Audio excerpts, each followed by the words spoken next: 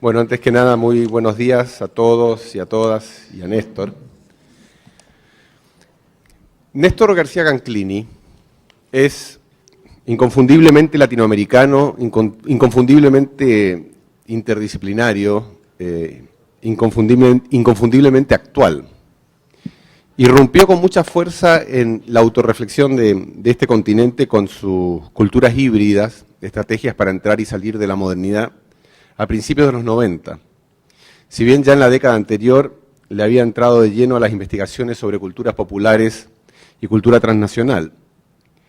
La hibridación fue un concepto poderoso en ese momento para salirle al paso a los residuos esencialistas del mestizaje, esa especie de argamasa étnico-cultural con la que se solía explicar la identidad latinoamericana.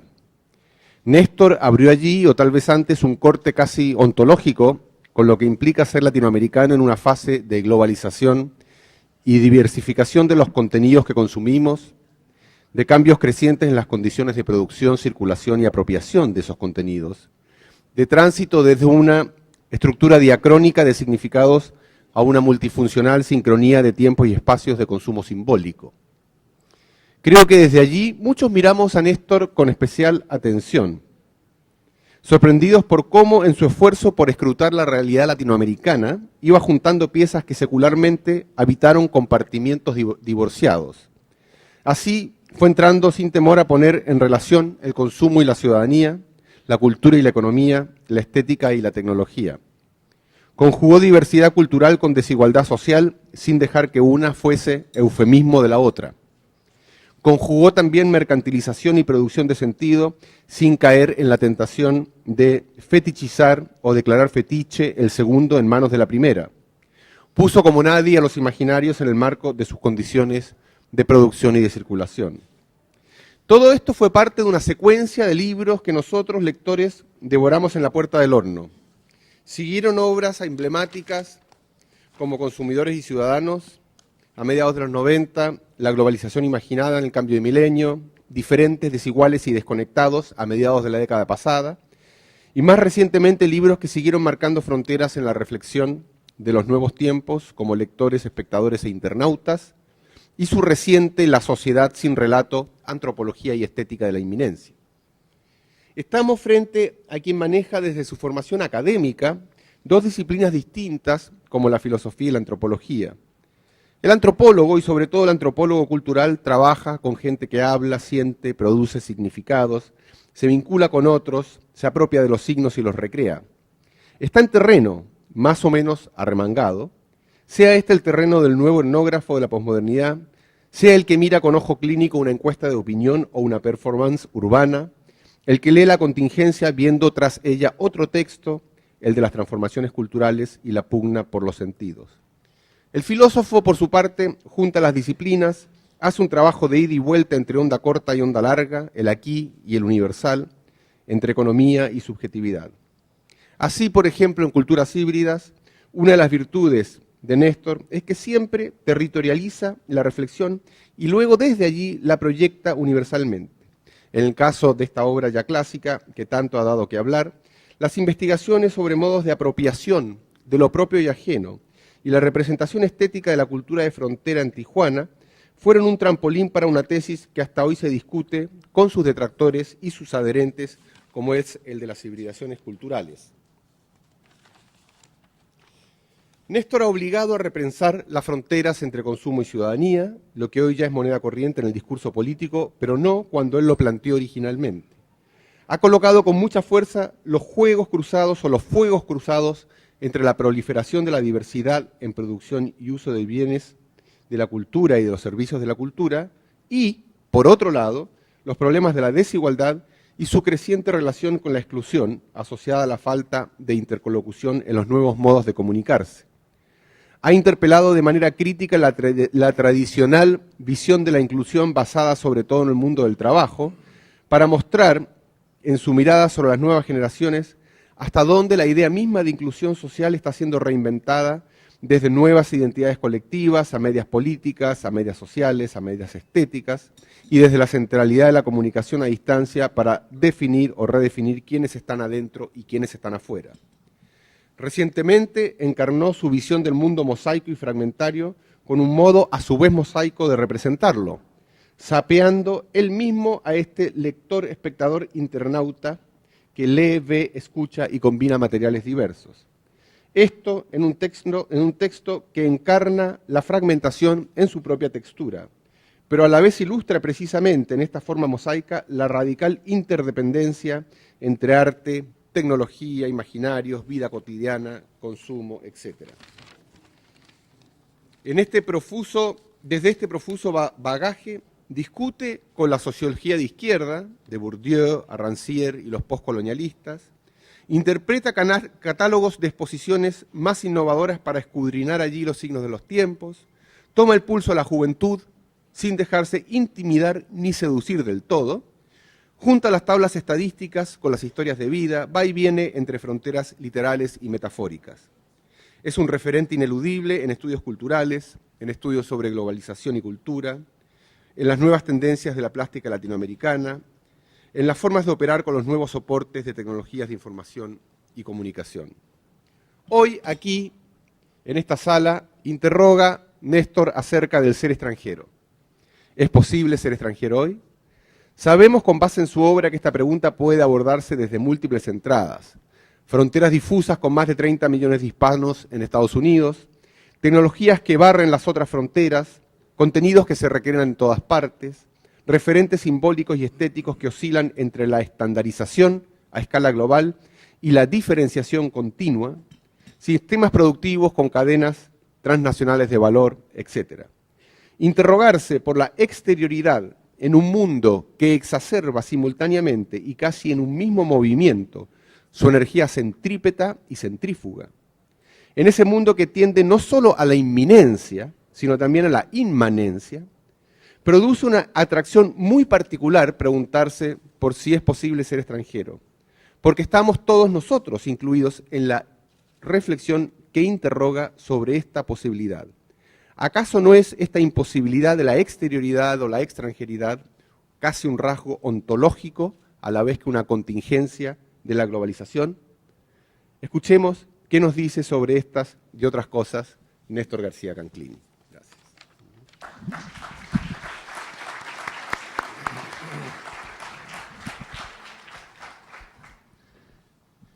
Muchas gracias por la invitación. Es un gran gusto volver a estar después de, no me acuerdo cuántos años, pero 8 o 10 en esta universidad, de la que he tenido muchas noticias, de la que he leído sus publicaciones, que me han enviado amablemente a México. Y fue una gran satisfacción ayer enterarme que el presentador iba a ser Martín, con quien tenemos una relación de trabajo y de intercambios de amistad desde hace muchos años. Lo que quisiera presentar ahora es una reflexión que ha venido nutriéndose en los últimos años a partir de trabajar sobre migraciones, sobre extranjerías físicas y también extranjerías metafóricas. Vamos a explicar esto en la conferencia. Lo que no menciono, es un poco difícil trasladarlo, aquí me hubiera gustado tener algunas imágenes, es cómo me estimuló en esta reflexión hacer 2 exposiciones con el tema de extranjerías, trabajando con Andrea Yunta como co-curadora conmigo y con grupos de artistas de varios países, en una exposición primero en Buenos Aires y otra que hubo el año pasado en el MUAC en México.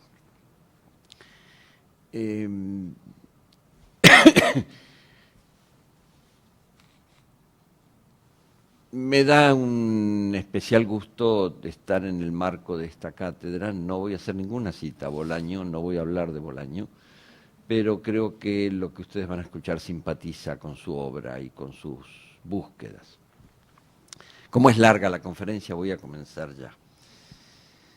Quizá escucharon el cuento de un padre cubano que le pregunta a su hijo qué le gustaría ser cuando crezca. El niño contesta, extranjero. Esa respuesta radical representa hoy la sensación de millones de exiliados que migran para librarse de gobiernos autoritarios o ciudadanos descontentos con su sociedad que buscan otro hogar o el alivio de no tener ninguno. Me interesa también hablar de una experiencia distinta que hoy se extiende.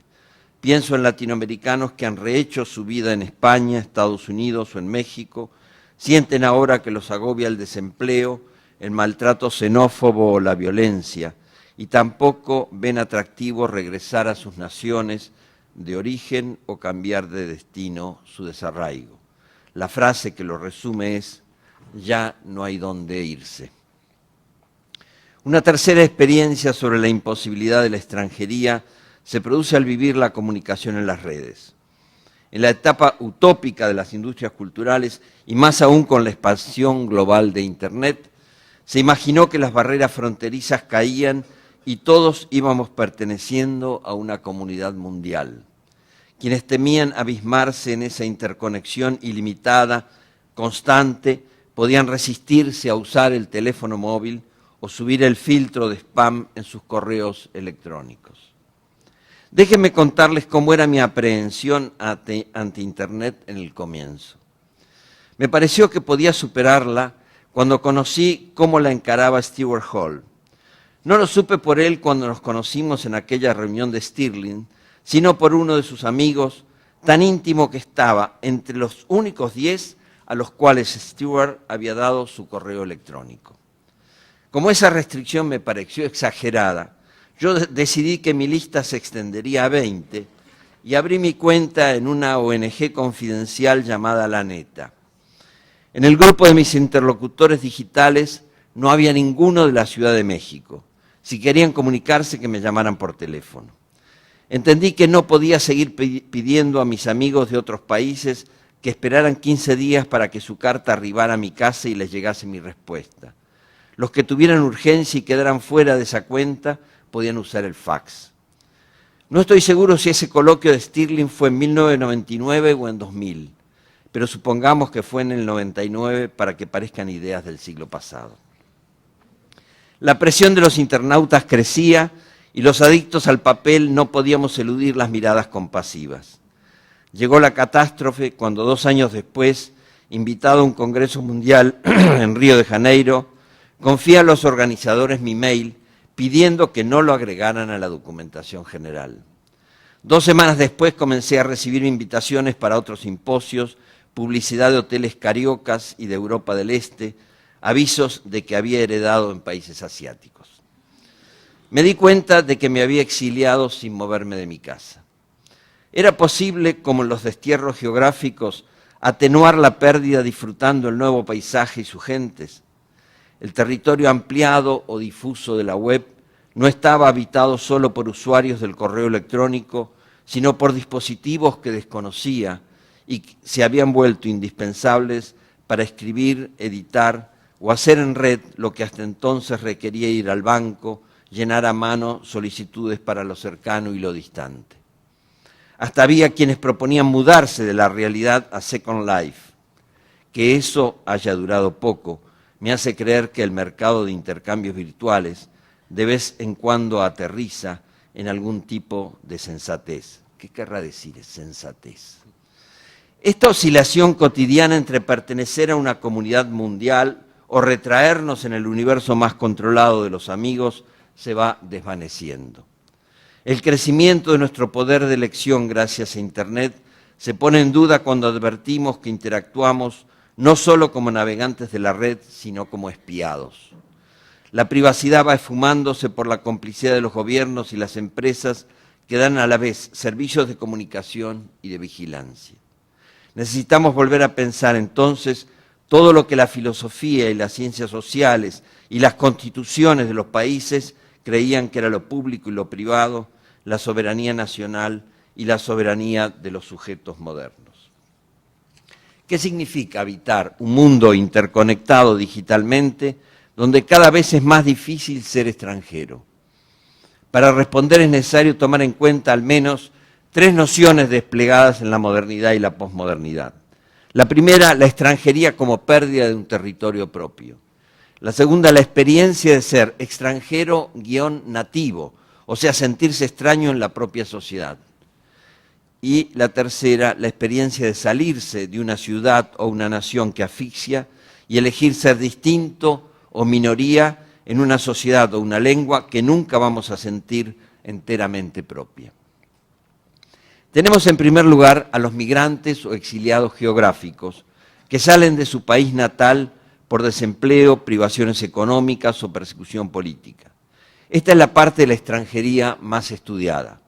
Sabemos, por ejemplo, cuántos migrantes de América Latina y el Caribe viven fuera de sus países, 57,5 millones, 42,8 millones en Estados Unidos. Se conocen estadísticas precisas de los migrantes económicos y estimaciones variables de ilegales, desplazados y refugiados.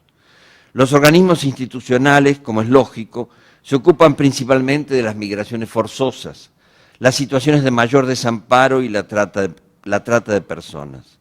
Los movimientos de migrantes, sin embargo, dicen mucho sobre lo que está antes y después. La crisis de oportunidades, las persecuciones políticas e ideológicas, las violencias insoportables, la incapacidad de los países para aprovechar el capital educativo, científico y técnico de su población. Y, por supuesto, la expulsión de migrantes o el modo de recibirlos evidencia la disposición a tratar con los diferentes. Aquí deseo proponer una reflexión más amplia sobre las condiciones ambivalentes de la extranjería en la contemporaneidad. Partamos de algo que se percibe en las formas más visibles de la migración y en lo que revelan las remesas. Conocemos la importancia de estos flujos financieros para los países que han perdido 10 a 15% de su población, como Ecuador, México y Uruguay. México ha llegado a recibir 25.000 millones de dólares al año, destinados casi enteramente al sostenimiento de los hogares de esos migrantes en el país de origen. Es sabido que la migración no es una decisión individual, sino una estrategia familiar. Al mandar al extranjero a varios miembros, casi siempre los más jóvenes, las familias diversifican sus fuentes de ingreso y hacen posible que una parte del grupo familiar continúe en México. Pero los migrantes no solo envían dinero, sino información, intercambian experiencias en las dos direcciones y establecen comunidades transnacionales fluidamente comunicadas. Se habla desde hace algunos años de las remesas culturales. Además de mandar dinero desde Estados Unidos, envían a sus familias en México o en otros países latinoamericanos equipos de música y video, televisiones, aparatos electrodomésticos y ropa de moda. De México se llevan a California, Chicago y Nueva York comida, música grabada, videos de fiestas y ceremonias familiares. Como anota Lourdes Arizpe, de Estados Unidos traen a México bienes de prestigio y signos de éxito, emblemáticos de la alta modernidad. De México llevan al norte objetos y mensajes representativos de afectos tradicionales, de solidaridad y reafirmación comunitaria. En este intercambio se configuran prácticas biculturales. Las remesas de ida y vuelta hacen ver que el destierro no es solo intemperie. Se negocia entre lo que se abandona y lo que se adquiere y comparte. En otras migraciones, aún la de los exiliados bien recibidos, se nota que la negociación intercultural está cargada de ambivalencias. Tununa Mercado, escritora argentina que se exilió en México, analizó el significado de ese elogio paradójico dado a quienes llegaban de Argentina por parte de los mexicanos. No pareces argentino. Para ser aceptado había que diferenciarse del estereotipo que identificaba a esa nacionalidad con altisonancia o soberbia. O sea, dice Mercado, aceptar el halago que en realidad disfrazaba la reticencia y en ese fuero interno donde cada uno suele esconder la ambigüedad, hicimos nuestras reglas de juego que al incluirnos nos excluían. La segunda modalidad que anunciaba es la de quienes nos sentimos extranjeros muchas veces en la propia sociedad. La forma primaria, literal de esta extranjería es la de los indígenas o colonizados a los que se despoja de sus tierras y sus derechos, se prohíbe el uso de su lengua, la apropiación libre de los recursos de sus antecesores. Pueblos originarios como los tzotziles en Chiapas, los mapuches en Argentina y Chile, centenares de etnias americanas cuyas costumbres son subordinadas a leyes impuestas y ajenas. Ser exótico en la propia tierra, servir de entretenimiento para turistas, ver las músicas y los rituales convertidos en fetiches o mercancías son algunos de los procedimientos que vuelven extraños a unos 50 millones de indígenas y 150 millones de afroamericanos en América Latina. Junto a estas formas antiguas hallamos modos de extranjería generados por dislocamientos contemporáneos. El lenguaje ordinario nombra como migrantes a quienes tienen dificultad para pasar de lo analógico a lo digital y como nativos a los niños y jóvenes formados en Internet. Asimismo se sienten extraños los que ven transformarse su país al aumentar la gente con otras ropas y otros idiomas, o quienes ya no pueden, debido a la violencia cotidiana, salir a las calles de noche o dejan de usar partes entrañables de la propia ciudad. Los veloces cambios en la interculturalidad y las comunicaciones globalizadas nos vuelven extranjeros no solo de los paisajes que eran propios para nosotros o nuestros padres. Somos invitados o presionados a vivir en otras patrias. Nos atrae pertenecer a comunidades lejanas, descargar música y películas de más culturas que las difundidas por las tiendas de discos o las salas de cine. En parte, se amplía el horizonte tradicional y a la vez desdibujan las fronteras que nos daban certezas. ¿Qué distingue ahora la intimidad y lo público, el consumo legal y la piratería, los originales y las copias? Importan por eso las extranjerías no territoriales. Extranjero no es solo el excluido de la lógica social predominante, es también el que tiene un secreto. Sabe que existe otro modo de vida, o existió o podría existir. Si es un extranjero en su propia sociedad, un extranjero nativo, sabe que hubo otras formas de trabajar, divertirse y comunicarse, antes de que llegaran turistas, empresas transnacionales o jóvenes que cambiaron los modos de conversar y de hacer. Una de las experiencias de extranjería perturbadoras respecto de lo propio es la del migrante que retorna a su país de origen 10 años después y al hablar a sus connacionales con gestos o palabras que ya no se usan, escucha que le preguntan: «Usted no es de aquí, ¿verdad?». La extranjería como conciencia de un desajuste, pérdida de la identidad en la que antes nos reconocíamos. Podemos sentirnos extranjeros en nuestro propio país, tan solo porque nos movemos junto a otro extranjero, o porque nos aplican una categoría con la que nunca nos identificamos. Podemos hablar, como hace Andrea Yunta, de extranjerías situacionales, desclasificaciones que provienen de la mirada de los otros o que nosotros mismos podemos activar, convirtiéndonos en ciertas situaciones en extraños, buscando que los desajustes y las diferencias sean reconvertidas en tácticas y estrategias para estar de otro modo. A través de actos creativos, el orden establecido se altera. Estos choques y discordancias, como otras indecisiones del sentido, siempre estimularon el trabajo artístico, especializado en los rodeos ocultos y los desplazamientos. Las poéticas podrían pensarse como los actos que transmutan las distancias culturales, geográficas o tecnológicas en fuerza innovadora. Vivir en el siglo XXI es circular por estas distancias poéticas de la extrañeza. Descubrir este poder creativo de la extranjería lleva a experimentarla no solo como expulsión o pérdida, sino como deseo. Lo comprobamos en varias épocas, aunque su exaltación ocurrió en la temporada posmoderna bajo la forma de nomadismo. En la modernidad predominaron las estéticas de la localización y el arraigo. El folclore celebraba el territorio, se complacía en el paisaje natural y cultural inmediato. La formación de estados y culturas nacionales amplió la escala de ese entorno como contenedor de las experiencias. Llama la atención que hasta las rupturas con lo conocido y la búsqueda de formas inéditas en las artes fueron identificadas en la modernidad con apellidos nacionales, constructivismo ruso, muralismo mexicano o pop americano. Luego el posmodernismo declaró agotadas las naciones e imaginó que la desterritorialización y el cruce de fronteras eran la condición normal de la humanidad. El mundo fue mirado como una sala de tránsito. Muchos museos pasaron de ser registros de las culturas y artes de un país a lugares donde celebrar los cruces entre personas e imágenes distantes. Los críticos y curadores pedían obras que pudieran ser vistas como algo que ha viajado, según la fórmula usada por Guibret para las pinturas aeropostales de Eugenio Dittborn. Esas balsas plegables y compartimentadas que uno recibía para volverlas a enviar. Eran, dice Brett, para ver entre dos viajes.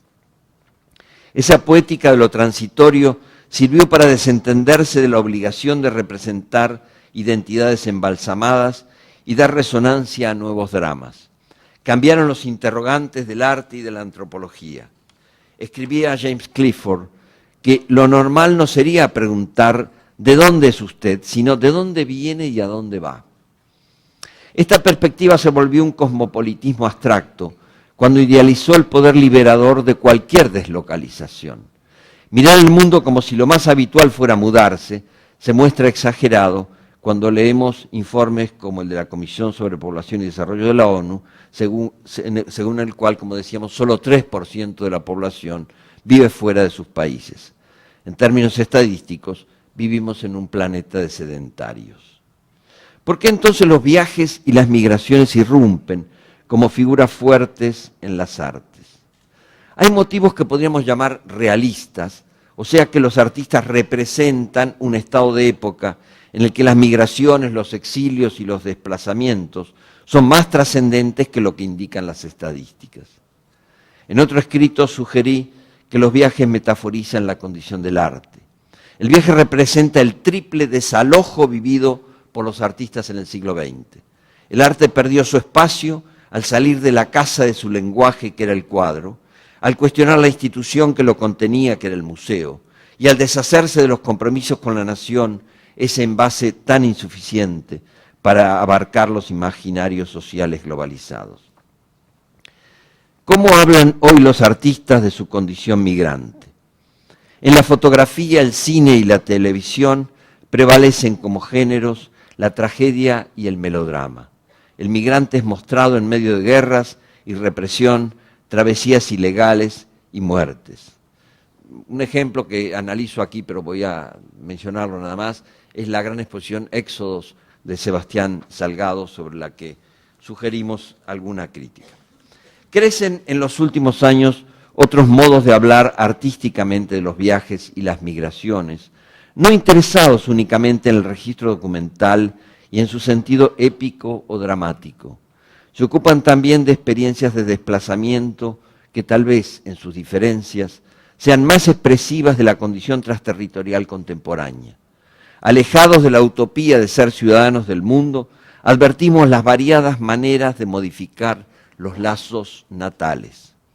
El deseo de ser extranjeros se presenta de maneras distintas en los migrantes geográficos y los extranjeros nativos. Es distinto en quienes deben exiliarse, perseguidos por una dictadura y por una parte de la sociedad que los juzga extraños, o los que por razones semejantes permanecen en carácter de disidentes, exiliados internos, descalificados como ciudadanos, en un incilio, pero siguen desde el interior la transición de su país. Por eso quienes regresan después de un largo tiempo se decepcionan. Al reinstalarse en su tierra de origen, algunos comienzan a extrañar la ciudad donde vivieron como migrantes. Más de uno se ha acordado de la frase de James Baldwin: mejor no vuelvas, porque si lo haces ya no podrás mantener la ilusión de tener una patria. John Berger contestó en una entrevista con Graciela Esperanza, que le preguntaba por qué había dejado de vivir en Gran Bretaña. Cito: desde que terminé la escuela a los 16 años, empecé a sentir que había algo en mí que incomodaba a los ingleses. Sin ninguna intención, sin ningún tipo de provocación, simplemente tratando de ser yo mismo, hablando, escuchando, moviéndome, reaccionando, sentía que provocaba una especie de incomodidad a mi alrededor. Y por supuesto, cuando uno vive en un lugar en el que todo el tiempo cree estar violando alguna regla para incomodidad de los demás, ya no se siente en casa.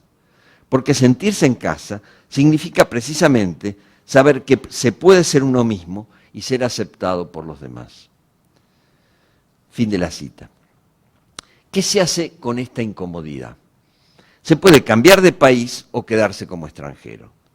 Hay dilemas estéticos que tienen que ver con el estilo de vida, con la sensibilidad y las formas de pensar y elaborar lo que se siente. Suelen expresarse en el modo de reorganizar la cotidianeidad, el trabajo y la familia dentro de la misma sociedad o en el país al que se elige trasladarse. ¿Por qué Francia después?, le pregunta Graciela Esperanza a Berger. Él contesta: primero pensé en Italia, un país que amo profundamente porque se trata de un pueblo que entiende el placer. Viví en Italia durante un tiempo, hice amigos allí y conocí personas extraordinarias como Moravia, Carlo Levi, Pasolini. Pero también allí había algo que no terminaba de funcionar. Así como entienden el placer, los italianos no entienden el silencio, la necesidad de estar solo. Es un rasgo adorable, si se quiere, pero crea una dificultad en la sociabilidad porque la necesidad de silencio o de soledad se convierte en una cuestión personal. Berger dice haber elegido Francia porque hablaba la lengua y porque pensadores y escritores importantes para él en ese momento eran franceses, Merleau-Ponty, Camus. Entonces llegar a Francia era como entrar en un edificio del que conocía los corredores de pensamiento. El siguiente asunto es qué hacer cuando uno, después de un tiempo, debe vivir en dos lugares, el nuevo destino y el de origen. Una solución, dice Berger, es la disyuntiva. Él la anuncia así al explicar cómo habita, una parte del año en los Alpes y otra en París. En realidad soy bastante práctico. Me comprometo totalmente con lo que está sucediendo y también con la gente del lugar. Y eso es así, en la ciudad o en el campo. Esta manera de organizar por separado un lugar y otro se vincula en Berger con la explicación que da sobre lo que cree que en él incomodaba a los ingleses. Una cierta intensidad. Pero quizá hay algo más. En la lógica típica del discurso inglés, uno debe hablar de aquello y después de aquello otro para poder finalmente llegar a esto. Esa mecánica de la comunicación significaba un gran esfuerzo para mí y era evidente que algo en mí resultaba extraño para los demás. Uno de mis abuelos era inmigrante, un italiano de Trieste, y por algún motivo la mayoría de mis amigos más íntimos eran inmigrantes polacos, alemanes, checoslovacos, húngaros. Con ellos me sentía en casa, sabía que me aceptaban. Fin de la cita. Se puede llevar más lejos esta experiencia de sentirse en casa con extranjeros y convertirla en una filosofía que exalta la extranjeridad, aún en el propio país, sobre cualquier forma de localismo. El antropólogo Roger Bartra decía en una mesa redonda sobre estos temas: lo más difícil en México es vivir como extranjero siendo mexicano. Edward Said, palestino de origen que vivió en el Cairo, en Líbano, y asumió críticamente su residencia más larga en Nueva York, para explicar por qué no buscaba reconciliar esas pertenencias en tensión, citaba una frase de Hugo de Saint-Victor: quien encuentre dulce su patria es todavía un tierno aprendiz. Quien encuentre que todo suelo es como el nativo es ya fuerte, pero perfecto es aquel para quien el mundo entero es un lugar extraño. Fin de la cita. Yo diría que la aspiración que quita contemporaneidad a esa fórmula es perfecto.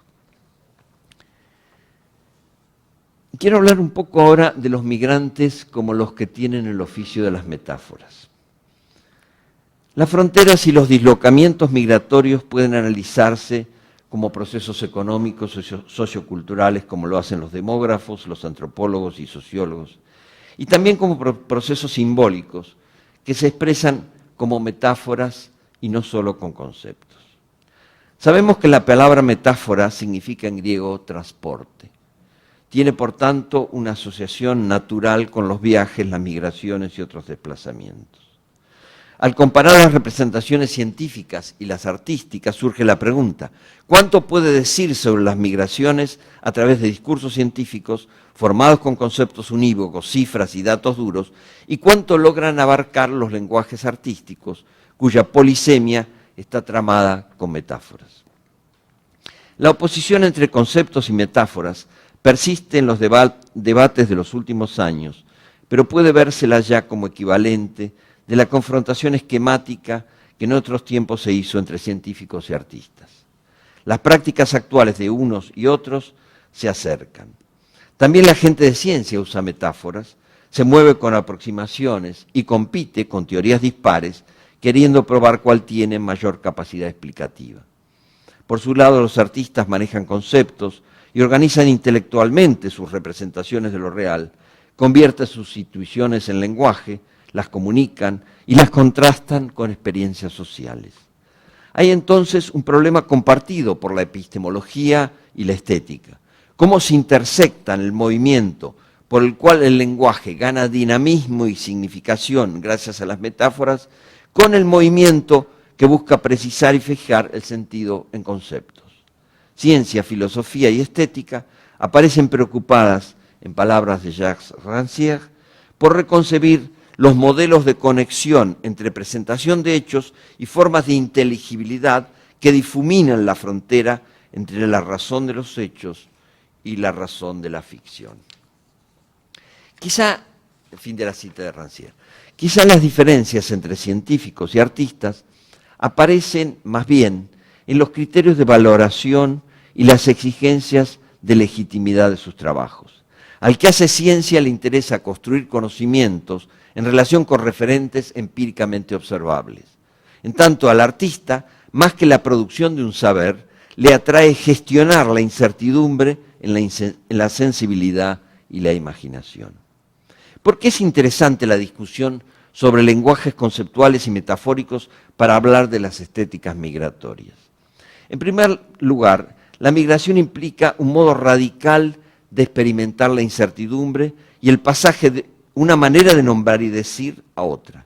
Esta discontinuidad es mayor si al ir a otro país cambia la lengua, pero ocurre también al pasar a otra sociedad que habla el mismo idioma con modulaciones distintas. Esta interacción entre descripciones científicas, definiciones conceptuales y reelaboraciones metafóricas de las migraciones nos lleva a interrogarnos cuáles son los recursos visuales, literarios o digitales propicios para aludir a las maneras menos evidentes de ser extranjero frente a los nativos, indocumentado entre ciudadanos, letrado frente a los internautas digitales. Si lo que caracteriza la condición de extranjero son desacomodos entre escenarios y representaciones, no hay un lenguaje ni un género más apropiados, sino problemas de relación entre lenguajes, vacilaciones en la traducción. Puede haber un momento épico en la representación y el imaginario artístico de los migrantes al describir la huida o la confrontación con los diferentes. Por otra parte, los tropiezos del reconocimiento recíproco incitan otras veces a elegir el melodrama. Pero en un mundo en el que es raro que el poder pueda ser absolutamente monopólico, ni el sufrimiento existir sin negociación y solidaridad, los movimientos ambivalentes de un lado y otro son propicios para ensayar modos más complejos, menos polares, de alumbrar la interculturalidad. Varios artistas actuales, sin negar los conflictos, hablan de la fecundidad y las incertidumbres de las transacciones. Quizás sus decisiones principales no consistan en elegir un género, sino en hacerse cargo del ejercicio de traducción. Pienso en Anthony Muntada, su serie On Translation, pienso en Mona Hatoum, en sus experiencias con las cartas de la madre reescritas, redibujadas por ella. El acontecimiento estético irrumpe cuando no se trata de afirmar una cultura verdadera frente a otra, que también pretende serlo, y la pregunta es cómo comunicar lo que unos dicen de una manera y otros de otra. En sociedades laicas, en un mundo plural, es posible concebir todas las obras culturales, todos los espacios y circuitos como borradores, tentativas de decir. La épica, como se nota en mucho arte político, tiende a alinear historias extranjeras en una sola. El melodrama, en cambio, como dice Martín Barbero, escenifica las discrepancias de los afectos y la dificultad de reconocer al otro, pero busca un desenlace donde los hijos encuentran a sus padres, los extraños desaparezcan o se arrepientan y se integren. La experiencia de la traducción, en cambio, pone en relación lo comparable y lo incomparable, lo que se puede comunicar y los irreductibles silencios. El migrante, todo migrante, incluso en los sectores menos instruidos, es siempre un traductor, o sea, el que hace constantemente entre su lugar de origen y su cultura adoptiva la experiencia de lo que puede o no decirse en otra lengua. Pero como observa Paul Ricoeur, además de la traducción lograda y la experiencia de la diferencia insuperable, existe la búsqueda de cómo decir algo equivalente, cómo decirlo de otro modo. Una de las formas de hacerlo es recurrir a las metáforas.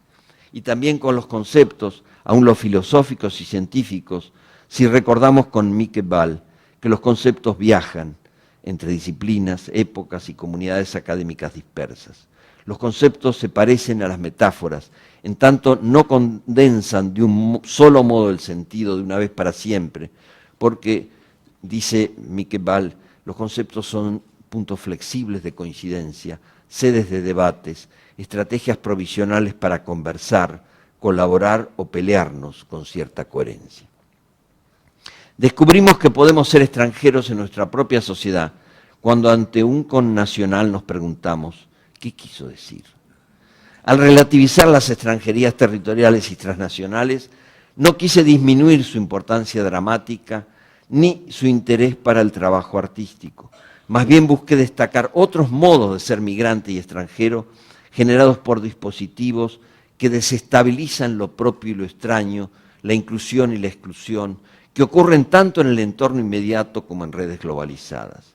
Ya vimos que atravesar el mundo o recorrer la propia ciudad pueden ser modos igualmente intensos y desafiantes de viajar. Un arte y un saber que nos vuelven sensibles a lo extranjero de la propia cultura, contribuyen a comprender cómo tratar con lo intraducible o lo que a veces podemos decirnos. Dimos este rodeo por las formas de ser extranjero para llegar a las dos preocupaciones anunciadas al comienzo. La comunicación globalizada mediante Internet conduce a una comunidad mundial donde la circulación difusa por las redes anulará la pertenencia. La transparencia de nuestras vidas espiadas y almacenadas en los bancos de datos de la vigilancia eliminará la diferencia y la disidencia. El recorrido por las dispares figuras de la extranjería hace evidente que ser extranjero puede ser un castigo y también un derecho. Este modo de habitar como extraño no se limita en la contemporaneidad al 3% de los migrantes y desplazados. Ser extranjero, aún sin salir del propio país, tiene que ver con el arte de la diferencia. Los intentos de homogeneizar, de las evangelizaciones forzadas, de los estados nacionales o de las industrias culturales no han clausurado la diversidad.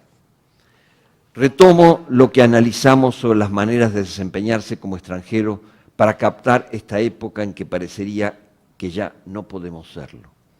En el tiempo de las identidades nítidamente diferenciadas, nacionales, étnicas, predominaron dos modos de ser extranjero: el impuesto o discriminatorio y el elegido o emancipador.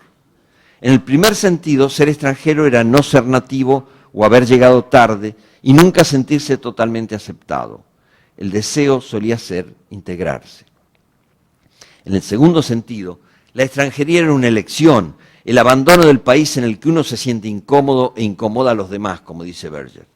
El deseo es irse, y más que integrarse, conquistar un espacio distinto que puede experimentarse con confort y libertad.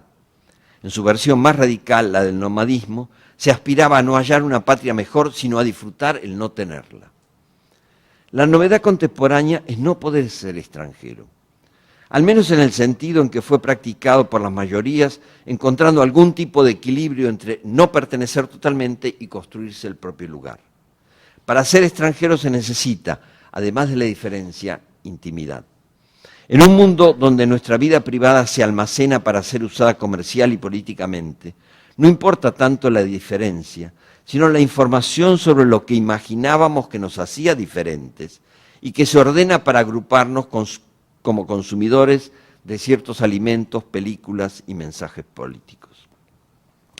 Rafael Argulol cuenta que descubrió la abolición de la intimidad cuando fue a comprar un coche y se preocupó por la altura del volante.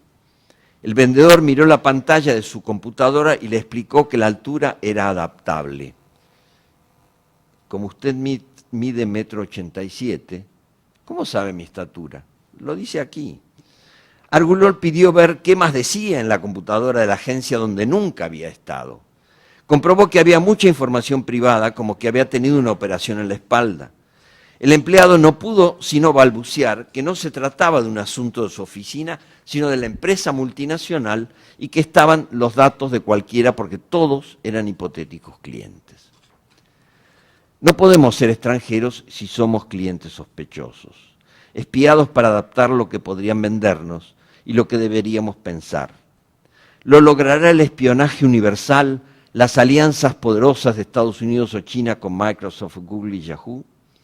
Si dábamos como una de las definiciones de extranjero el que tiene un secreto, las redes omnívoras de vigilancia y acumulación de hábitos, gustos, opiniones del mundo entero parecen destinadas a develar todo secreto.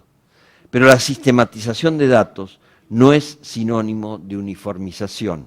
Los vastos archivos globales interconectan diferencias sociales y culturales, no logran disolverlas. Esta diversidad sigue requiriendo, más allá de la captura informática, la flexible etnografía de los movimientos de insatisfacción con rostros distintos. Pese al aumento de la vigilancia política y militar, ningún experto previó la caída del muro de Berlín, ni de las Torres Gemelas, ni las revueltas árabes, ni de movimientos de protesta de este 2013 en 80 ciudades brasileñas. Tampoco se puede entender estas irrupciones sorprendentes sobreestimando el poder de los celulares y las redes digitales. Los movimientos de indignación pueden convocar mediante Internet, pero no nacen en las redes de comunicación. Surgen en sociedades, en juegos de inclusión y exclusión, de pertenencias múltiples y extranjerías dispersas. Algunos estados fantasean con el control de millones de correos electrónicos, chats y videollamadas que les proporcionan diariamente las empresas gestoras de la web, y así consiguen, raras veces, desmontar una conspiración, saber lo que piensan periodistas y líderes sociales, aunque no lo publiquen. Pero no lograron anticiparse a las revelaciones de Julian Assange ni de Edward Snowden. Ni pueden diseñar electrónicamente una sociedad donde nadie desee el procomún, o sea, el acceso compartido a la información, la música, las películas, los servicios de educación y salud. Hoy existen más espías con mayor capacidad de entrometerse en la vida de millones de ciudadanos de muchas sociedades que en cualquier época, pero no basta la censura y la represión para volverse dueños de las redes en línea y de las redes presenciales. Si esta época paranoica puede definirse tanto por lo que se dice como por lo que se espía, es bueno recordar que, así como no toda experiencia puede ser dicha, tampoco puede arruinarla enteramente la sospecha masiva. Una discordancia significativa es la que aparece entre el tiempo largo de las instituciones con sus archivos de información y la duración corta de los movimientos disidentes y sus redes comunicacionales. Los acervos institucionales consolidan estructuras. Las redes de insurrección generan acontecimientos discontinuos.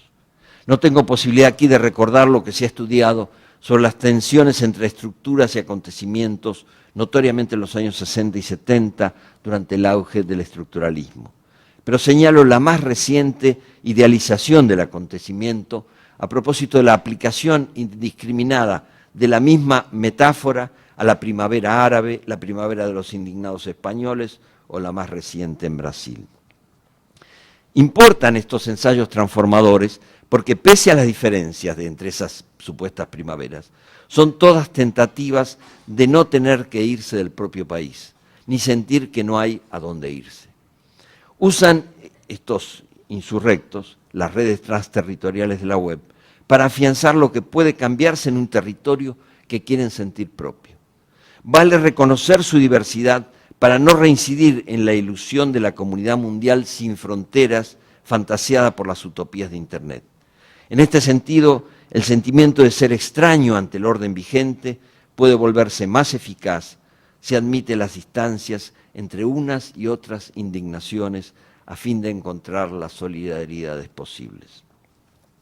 No obstante las diferencias, me gustaría destacar uno de los rasgos compartidos por estos movimientos: la insistencia en reivindicar lo público, lo que debe ser común y accesible a todos.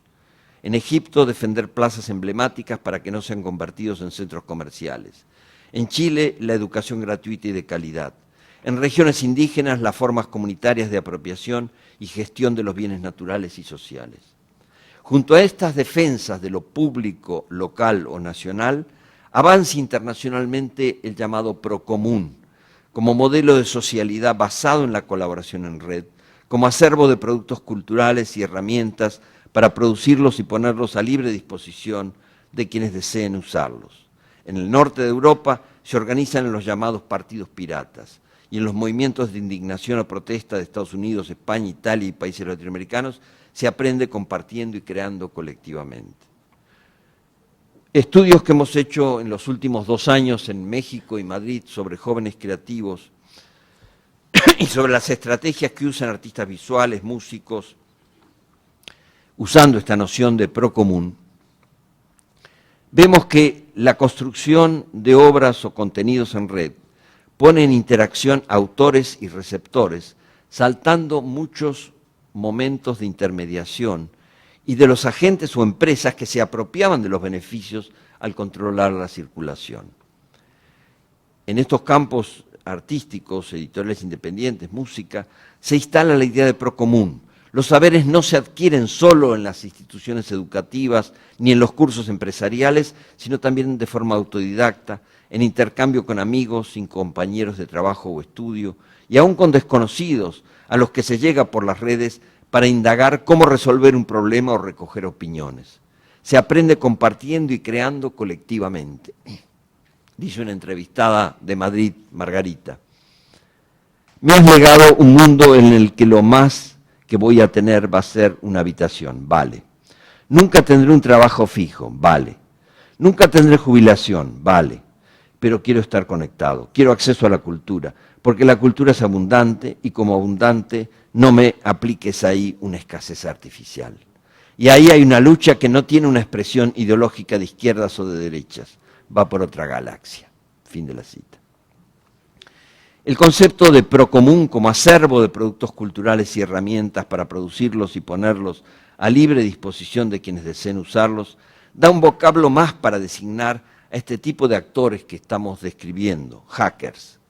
No es, como a veces se supone, el espía que asalta páginas ocultas, sino el que en nombre de una ética del compartir y la cooperación propicia la información libre, el acceso ilimitado, la descentralización de la creatividad. Cuando se vuelve militante hablamos de hacktivista.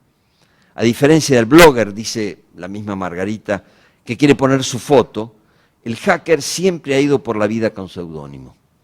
En sus manifestaciones radicales se organizan en grupos como Anonymous, pero también dan lugar a estructuras más institucionalizadas, como el Media Lab Prado y la Tabacalera de Madrid. En otros casos irradian una discusión radical sobre los vínculos entre lo público y lo privado, la circulación del conocimiento y la creatividad, la gestión de la propiedad intelectual. Para finalizar, sentirse extranjero respecto a los órdenes injustos es el primer paso para poder habitar mejor. Aprender que pese a las interconexiones globalizadas, seguimos siendo distintos es requisito para no engañarnos con la épica de los acontecimientos, de las manifestaciones de protesta en las calles y en la web, y reducir el riesgo de que al final nos trague el drama callado de las estructuras siempre dispuestas a autorreproducirse. La interculturalidad crítica es hoy, por eso, un componente clave en la renovación de lo público, del sentido de lo común, como alianza entre lo propio y lo extraño. Serán algo más que irrupciones si vamos construyendo un argumento, como escribió Marcelo Cohen, historias que produzcan más futuro que indignación. Muchas gracias.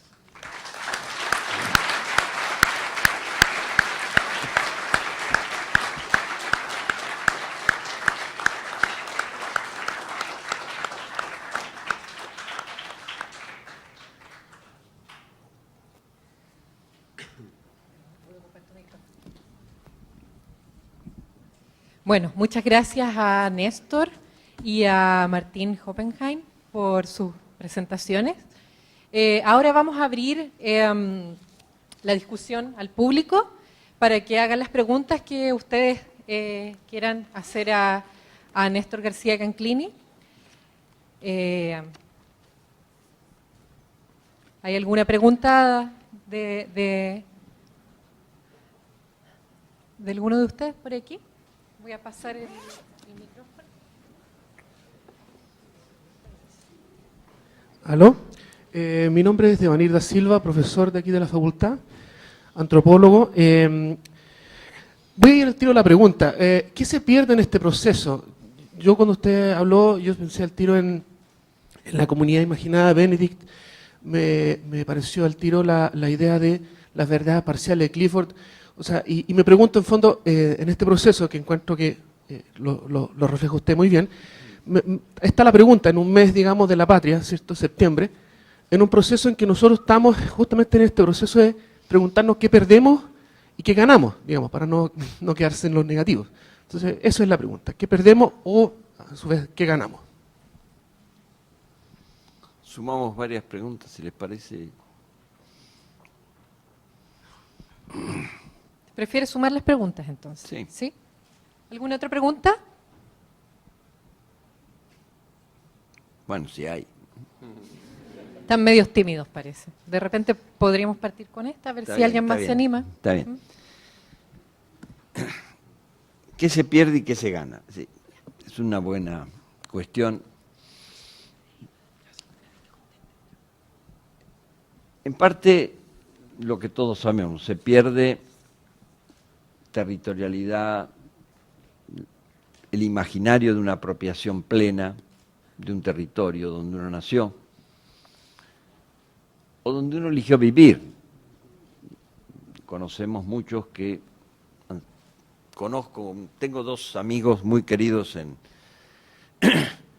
chilenos que viven en México, allí se exiliaron después de pasar por Cuba, por Italia, hacer el doctorado en Polonia, vivir un tiempo en París, regresaron a México y ahora en los últimos años están pasando mitad del año en París, mitad en México, porque sus dos hijas se graduaron en México, hicieron el doctorado en el extranjero, en Francia, y consiguieron trabajo allí y no pudieron regresar porque no había lugares, plazas que se abrieran en las universidades o centros de investigación de México. Y los padres, que se han pasado la vida girando, como se dice, siguen en esa pérdida pero para ganar, por supuesto, para estar cerca de sus hijos, de sus nietas.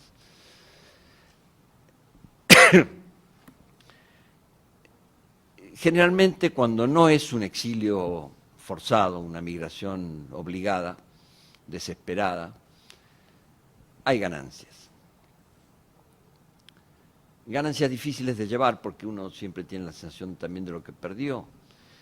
Y quienes podemos volver periódicamente al país de origen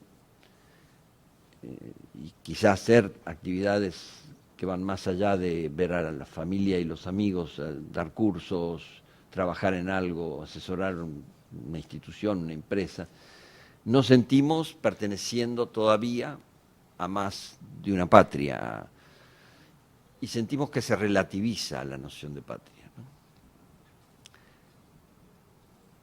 A mi manera de ver, una diferencia con el momento, con ciertos momentos de la posmodernidad y también de la modernidad, es que en la actualidad somos más conscientes de la oscilación entre lo que se pierde y lo que se gana, e incluso de lo que se pierde por no haber podido irse. Un argumento que se ha usado, al menos en Argentina, en los concursos después de la dictadura, cuando se abrió la universidad para que pudieran presentarse nuevos profesores, incluidos los que se habían ido al extranjero. Fue ustedes, los que se habían quedado, dijeron ustedes, pudieron hacer doctorados, pudieron beneficiarse del exilio, y ahora vuelven y compiten con nosotros que nos tuvimos que quedar acá. Y el que se queda también pierde,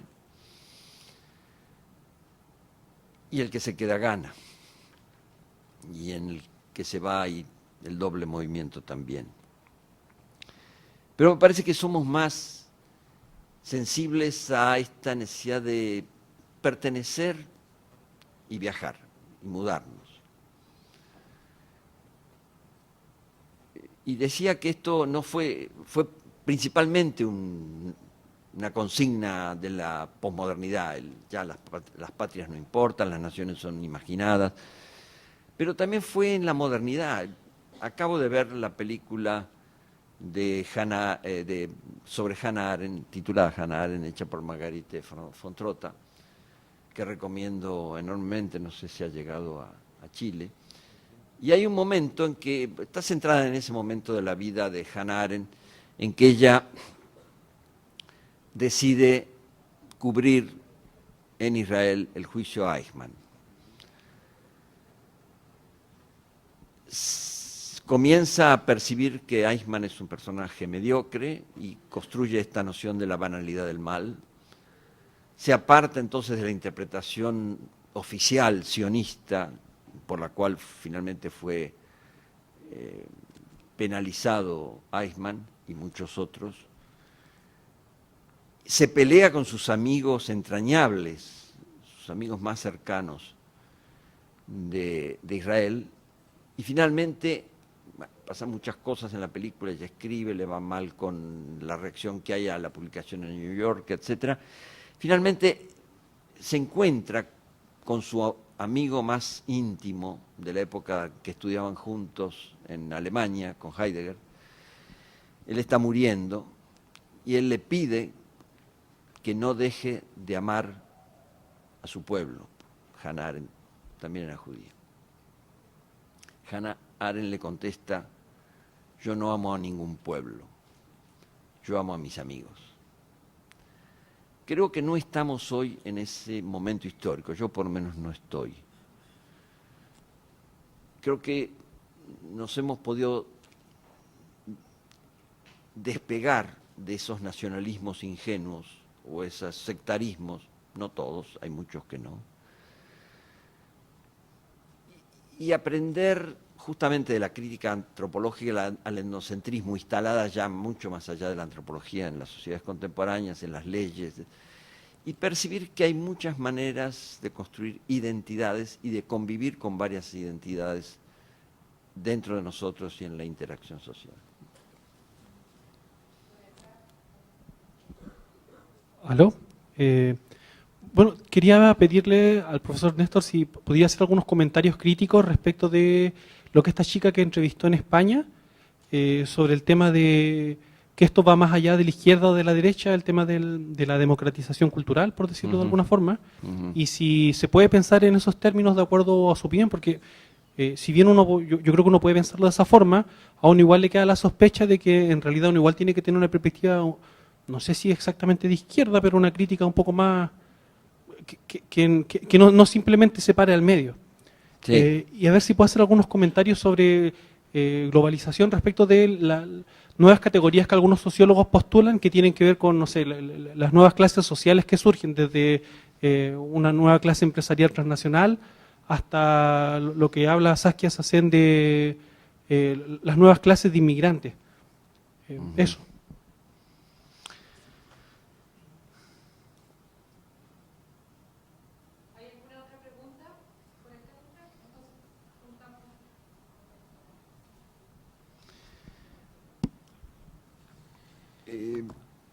Las dos preguntas son para hablar un rato largo, voy a tratar de ser lacónico, pero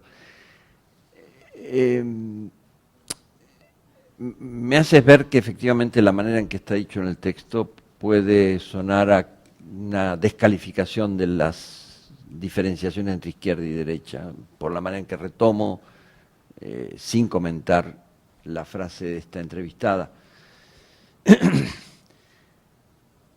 En realidad pienso que uno de los desafíos fuertes hoy es reinventar las nociones de izquierda, bueno, los de derecha que se arreglen con la suya, para poder situarla en una época en que la propiedad funciona y la explotación funcionan de otro modo. Voltaire hablaba de una nueva manera de concebir la noción de explotación en la época del capitalismo conectivo, ya hace 15 años, en el nuevo espíritu del capitalismo. Me parece que esto está sucediendo en la sociedad, no es solo una preocupación de intelectuales o de políticos, y está sucediendo en gran medida en torno a esta idea del procomún. Algo que vimos en la investigación con jóvenes era que cuando hacíamos alguna referencia a la descalificación que se les hace a los jóvenes hiperconectados por ser piratas, se los llama así desde las empresas, desde muchos estados que los persiguen.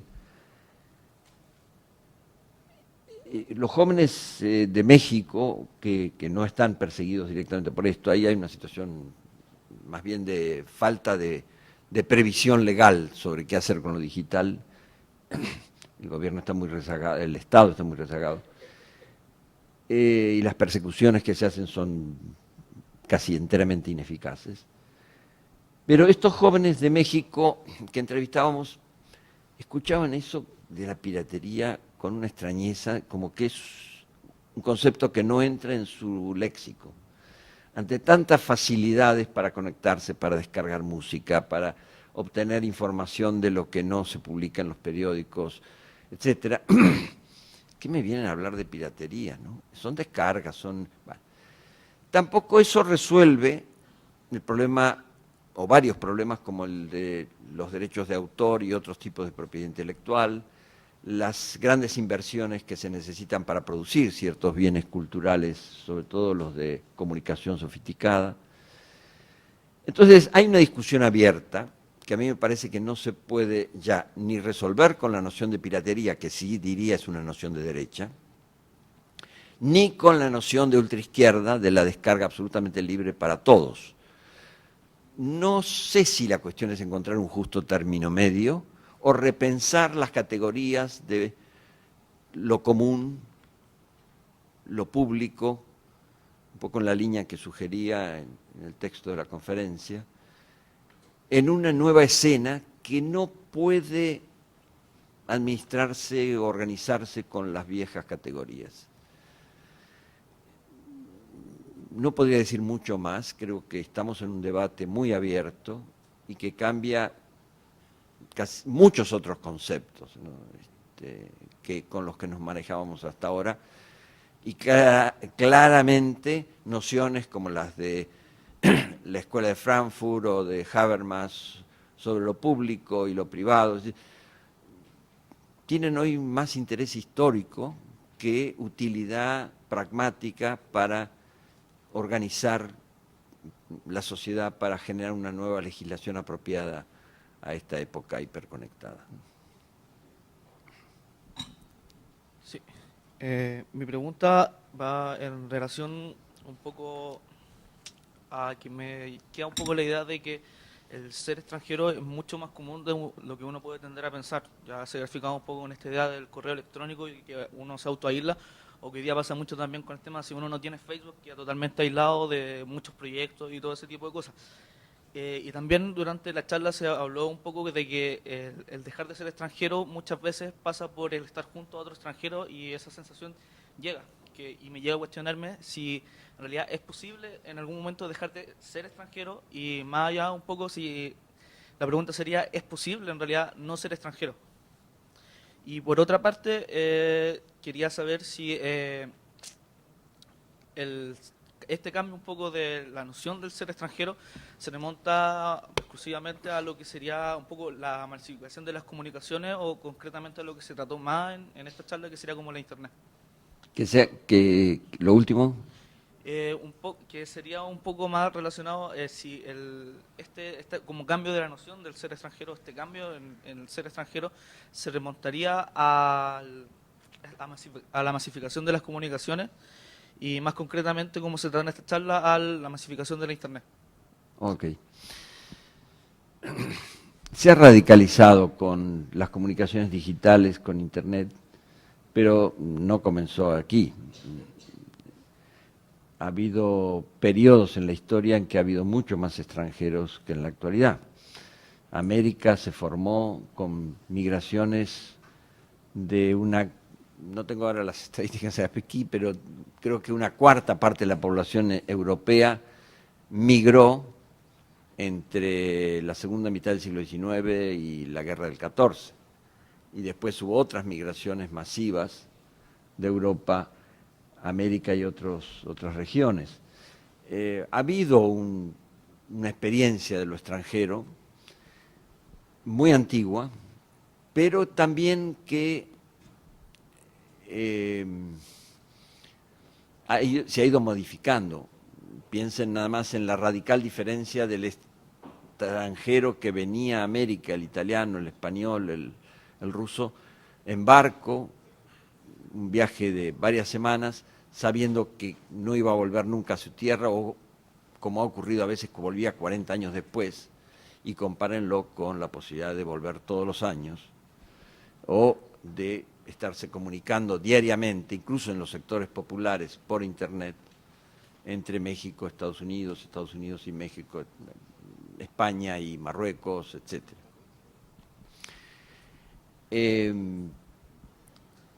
Hay una obra de Antoni Muntadas muy significativa que consistió en filmar no es de Muntadas, es de otro artista que ahora se me fue, filmar las conversaciones en los lugares de donde hablan los migrantes, en Madrid y Barcelona y Murcia, ¿cómo se me fue el nombre ahora? Estos lugares donde hay locutorios,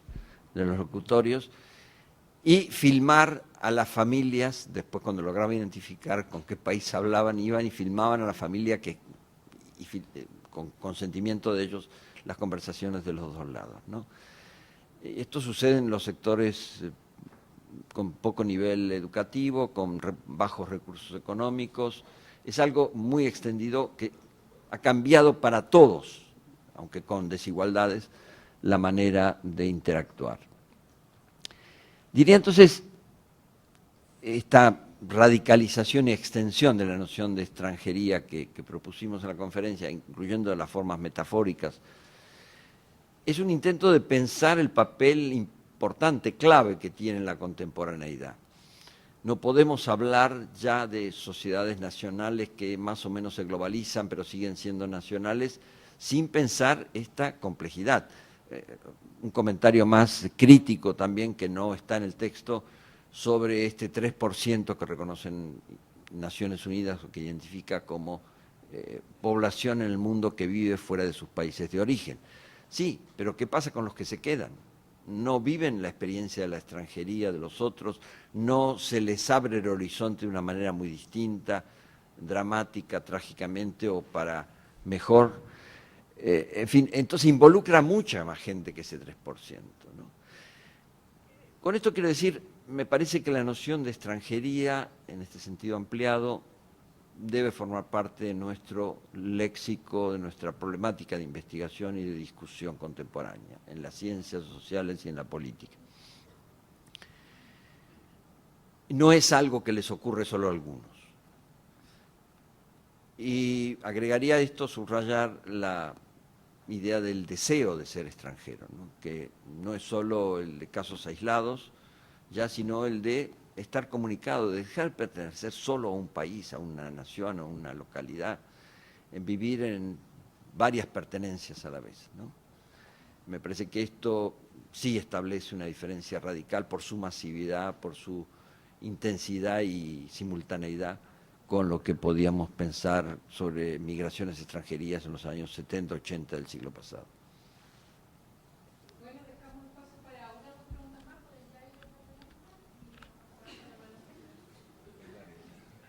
Hola. Perfecto. Hola, primero que nada, agradecerte porque encontré súper interesante la cátedra. Quiero rescatar algo que dijiste hacia el final y que me hizo pensar y me hizo elaborar esta pregunta al respecto de el momento de la extranjería, cuando uno se siente extranjero frente a la injusticia que uno vive en su propio territorio y la decisión de generar un movimiento insurreccional por el hecho de decir, me siento extranjero frente a esta injusticia, pero a la vez no quiero me siento un extranjero metafórico, pero no quiero ser un extranjero real, no quiero escaparme de acá, sino que quiero quedarme acá y generar algo para que cambie esto, por sentirme extranjero precisamente. Y lo que te quiero preguntar y lo que me interesa es saber cómo ves hacia el futuro el proponer una ética de la extranjería cotidiana como praxis política, en el sentido de que me hace ruido de lo difícil que cuando uno propone como ética la extranjería, se hace complicado quizás llegar a puntos de encuentro masivo. Y como tú mismo dijiste, las instituciones se cristalizan en movimientos a largo plazo, en cambio los movimientos insurreccionales muchas veces no pasan más allá de acontecimientos que duran semanas o meses. Entonces eso es lo que me interesa, saber qué tan positivo te encuentras al respecto de esta ética de la extranjería como capaz de generar cambios reales debido a esta fugacidad eterna que tiene la extranjería y los movimientos, los flujos de migración y de hibridación constante, tanto metafóricos como reales.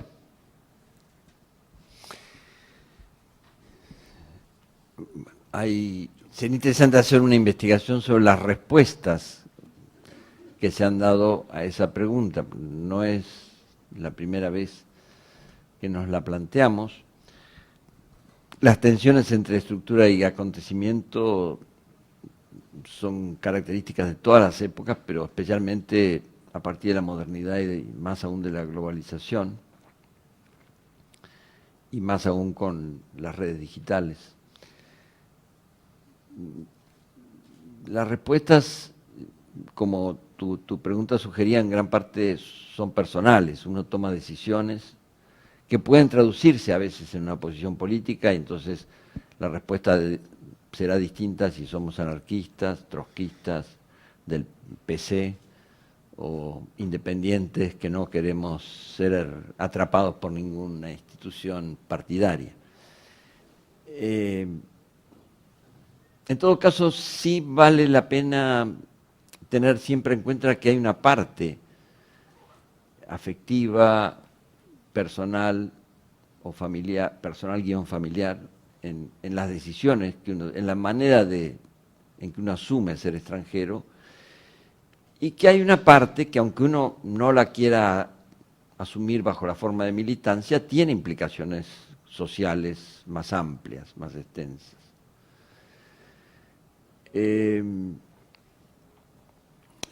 Podemos pensar en muchísimos casos. El migrante que se va golpeando las puertas de su país y dice: a este país de mierda no vuelvo nunca más. Y después tiene que elaborarla en la nostalgia, en la extrañeza o en nuevas opciones, reconstruir iniciar otra vida hasta cierto punto, con todas las comillas del iniciar. Pienso en Sartre, asocio rápido, pienso en Sartre renunciando al premio Nobel, como si eso de gesto le permitiera ser más independiente. En fin, podríamos hacer una serie de experiencias, de recorridos por experiencias de las fracturas, las disidencias en los partidos, sobre todo los de izquierda, que han llevado a este tipo de desagregación de dificultad de sumar extranjerías, disidencias, pertenecer y no pertenecer. En todo caso me importa la manera en que lo planteaste, como que lo más fácil quizá sería decir yo a esto no pertenezco más, no quiero, y lo más difícil es decir cómo vivo como extranjero, como disidente, como disconforme, pudiendo no ser excluido. Claro, el riesgo ahí es, si ustedes quieren, lo opuesto al que veníamos mencionando, ya no ser anarquista, trotskista, sino la opción ser un reformista asqueroso, ¿no? Y acabar cuidando los límites para que no me dejen afuera. En esa tensión me parece que estamos. Buenas tardes. Tengo una duda sobre el concepto de extranjero situacional que se nombró. Básicamente me pongo en el contexto de una persona que simplemente por razones de expectativas de otros o del contexto en el cual está, deja de ser extranjero. Es decir, el contexto que gatilló el hecho que él sea extranjero ya no existe. Por ello, él ya no tiene necesidad de ser extranjero. Entonces, mi duda es la siguiente. Esta tesis postula esa posibilidad y, en el fondo, que lo que daría la calidad de extranjero sería la validación de otros. Y en ese contexto, si existe alguna visión crítica sobre la institucionalidad política pública, tanto en Chile, o podría ser o Argentina o Perú, que hemos tenido dictaduras recientemente, sobre cómo se ha acogido a quienes, entre comillas, se cataloga como extranjeros. Es difícil generalizar y habría que ver cada caso, ¿no? No tenemos tiempo ahora, yo tampoco soy un experto en esto, pero sabemos que incluso los límites entre los extranjeros aceptados y los rechazados varían mucho en las sociedades según el nivel de desempleo, de malestar social, la posibilidad de, la intención manipuladora de un gobierno de manejar a los extranjeros como chivo expiatorio. En fin, hay muchos factores que hacen que en ciertas situaciones se pueda ser extranjero y en otras no.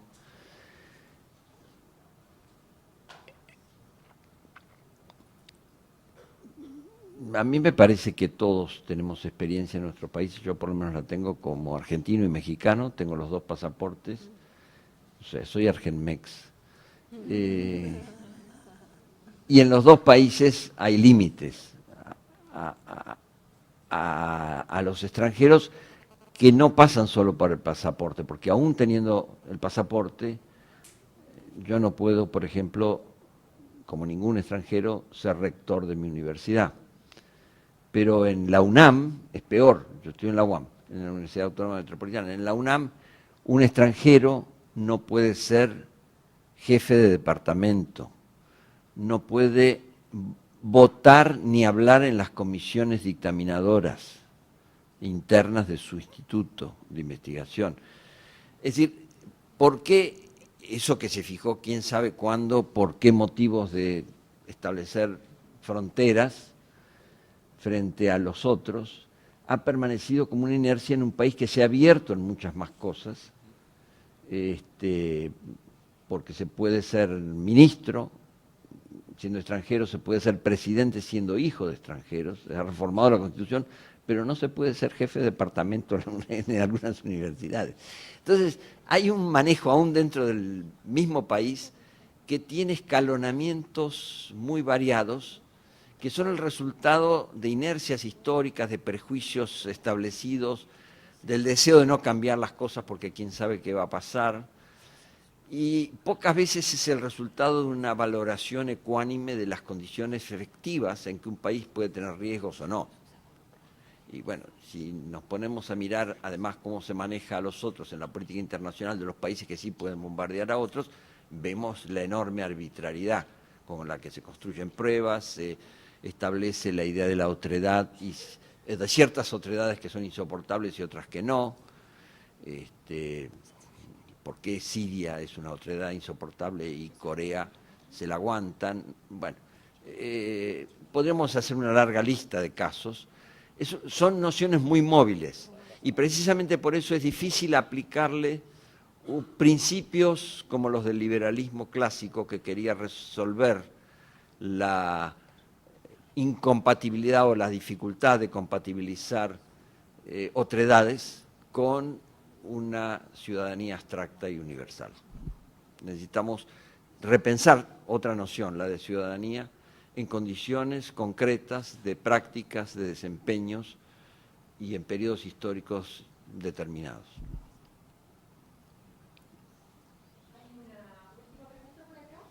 Sí, profesor, bueno, muchas gracias también por su conferencia. Lo quiero llevar a un terreno de algunos de sus trabajos de hace algunos años atrás, sobre la cuestión de la tradición. Particularmente trabajo sobre músicas tradicionales, sobre poesía popular en América Latina, en Chile, en América Latina, y ahora estoy haciendo un pequeño trabajo comparado con una compañera que trabajó músicas tradicionales en Francia, pero lo interesante es que en Francia músicas tradicionales equivale a músicas del mundo, a esta categoría de músicas del mundo, que son músicas tradicionales, entre comillas, exóticas, de otros países, ¿no? De Europa del Este, de América Latina, o de Brasil particularmente, y otros lugares.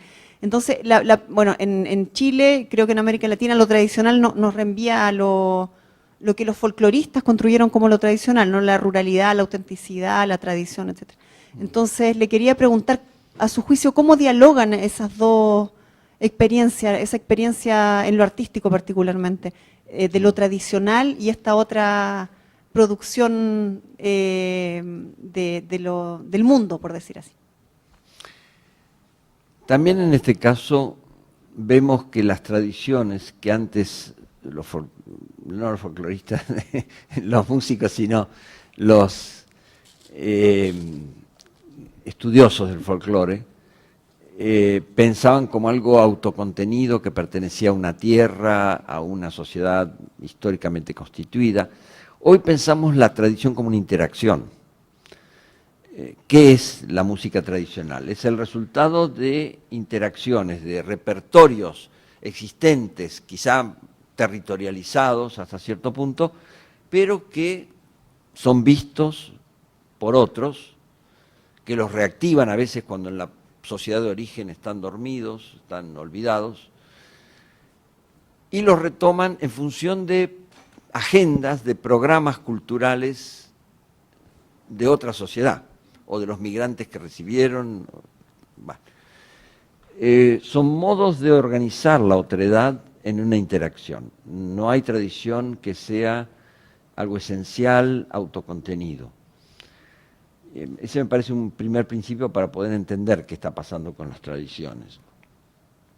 Lo otro que me preguntaría, yo lo he estudiado hace tiempo el tema, pero la verdad no lo he seguido últimamente, pero tengo una impresión, a lo mejor tú me puedes decir si la compartes o te parece que las cosas funcionan de otro modo, que cuando estábamos en la época de las grandes tiendas de discos, donde íbamos a seleccionar, yo me acuerdo, estoy mal ahora con los nombres, esta gran tienda de discos que estaba en Nueva York, estaba en Estados Unidos, se quebró. ¿La Tower? La Tower Record. De haber ido a la calle Cuarta en Nueva York, fascinado con la cantidad de músicas del mundo que había, entonces compré discos de África, de gente que nunca los escuchaba ahí, nunca había sabido quiénes eran, y había sí esa ubicación, música del mundo, que no era ni jazz, ni música clásica, ni todas clasificaciones. Si nos ponemos a ver cada una de las etiquetas, son disparates. Y música del mundo englobaba a esas otredades que no se entendían, que a algunos les interesaban, y las ponemos todas en ese lugar. Tengo la impresión de que ese modo de organización, Blockbuster, ha cambiado en YouTube. Que cuando buscamos en YouTube, por lo general buscamos, porque escuchamos un artista o lo escuchamos en la radio y dije, a ver qué video hay que puedo escuchar, Y eso nos asocia, pero no lo he estudiado, se me ocurre ahora. Esas asociaciones de YouTube me parece que no tienen la lógica de Tower. Es otra Torre de Babel. Bueno. Sí, no, ¿No? suficiente. Ok. Gracias. Ya. Quiero agradecer entonces a nuestro presentador, Martín Hoppenheim, y a Néstor García Canclini. Ha sido una propuesta muy interesante. Muchas gracias a ustedes por su asistencia y participación. Me imagino que deben haber muchas preguntas, así que los invito a seguir conversando a un pequeño cóctel y vino de honor. Muchas gracias. Gracias. Muchas gracias.